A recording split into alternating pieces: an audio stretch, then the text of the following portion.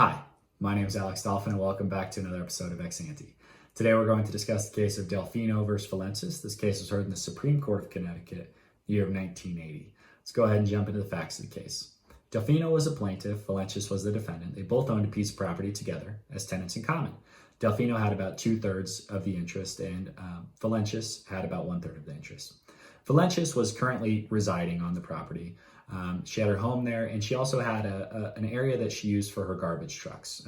She had a garbage collecting business. She didn't leave the garbage on the property, but she did park the garbage trucks and, a few of the other supplies and materials needed for garbage collecting on the property. Delfino, the owner of 2/3 of the property, decided that he wanted to develop a residential subdivision on the 20 acres. He felt that would be a better use of the property. Delfino wanted to do this. He was a real estate developer. He thought it could be lucrative.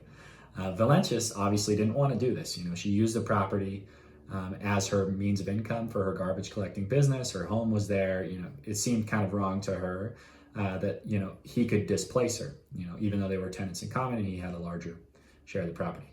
So Delfino gets so sick of this that he can't he can't develop it for a residential property. So he ends up trying to go to court to force partition by sale of the property. Partition by sale would have been an order from the court that says, all right, hey, we're going to force you to sell this property at auction. And then whatever the price is, say it's $100,000, $66,000 are going to go to Delfino, $33,000 are going to go to Vealencis because that's how much of the property share that they each equally have.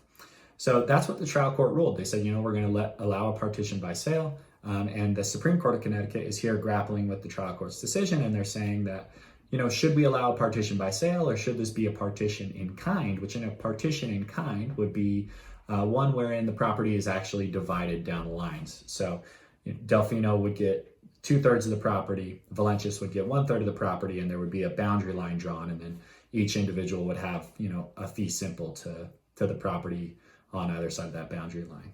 So that's the question that's up to the court. Should we allow partition by sale in this case, or should it be partition in kind? Ultimately, the court rules down a couple of factors that it's going to consider for partition in kind. And they say that they just generally are going to value partition in kind higher than partition in sale. And that's because they say that partition in sale should be used more sparingly. Footnote, that's not always used today, but that's the way the court handles it in the 1980s in this case. So they do roll down two different factors to be considered if you're going to allow partition by sale. So those two factors that they discuss are, one, the physical attributes of the land are such that a partition in kind, so an actual division, is impracticable or inequitable. So impractical could mean, maybe one part of the property is way worse than the other, and inequitable would be, if you get the property that's worse, it's not really fair to that individual. So it makes it kind of hard to divide, property that maybe like there's a large hillside on it, maybe there's someone that's been using it as a garbage dump for a long time, impractical and inequitable. And then the second factor they're going to consider is the interest of the owners would both be better promoted by a partition by sale. So both owners need to be better served by a partition by sale is what they're saying. So the court runs through those two factors, and ultimately they come down on the side of the defendant, Vealencis, and they say that this should not have been a partition of sale ordered by the trial court, and it should have just been a partition in kind ordered by the trial court. So ultimately, Delfino doesn't get what he wants. He doesn't have the opportunity to develop his subdivision on the property or get money and cash from it, and there might be a partition in kind. So the partition in kind could be kind of odd. Delfino could try and put a smaller subdivision there, but it's going to be a little bit more awkward when Vealencis is still operating her garbage disposal company from the adjacent property. So court comes down on the side of Vealencis, says that a partition in kind should be valued, and that's the case. So let's go ahead and jump into some ex ante implications. First, I think that we both just naturally feel like a partition in sale might make a lot of sense in this case. And that's because Delfino is using the property for something that's so kind of crazy, garbage collecting, that it makes it kind of impractical Vealencis is using it for garbage collecting, and it makes it kind of impracticable for Delfino to really do anything productive with the other half of that property. So we might come down on the side of Delfino because of that, and say that maybe we should have a partition by sale because that's the only way for it to be equitable. The court just does emphasize that it needs to be equitable for both owners. So it puts someone like Delfino in a position where they're not able to get out, of this tenancy in common without, trying to sell their property. And if you sold the whole parcel, you could probably get more money than if you just sold your half interest or your 2/3 interest.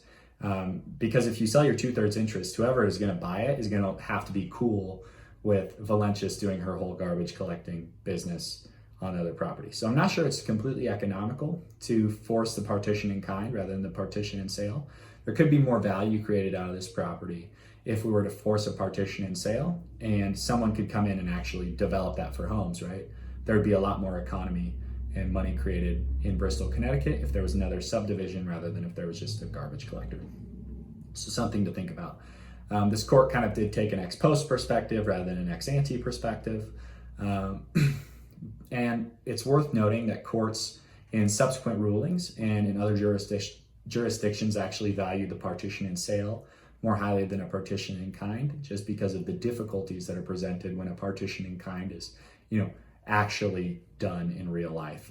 You're going to have to figure out how you draw that line in a way that's equitable and you get both parties to agree to it. So it's a bit more difficult than just doing a partition and sale where someone buys the whole lot and then you just divide money, which is really easy to divide on a percentage point.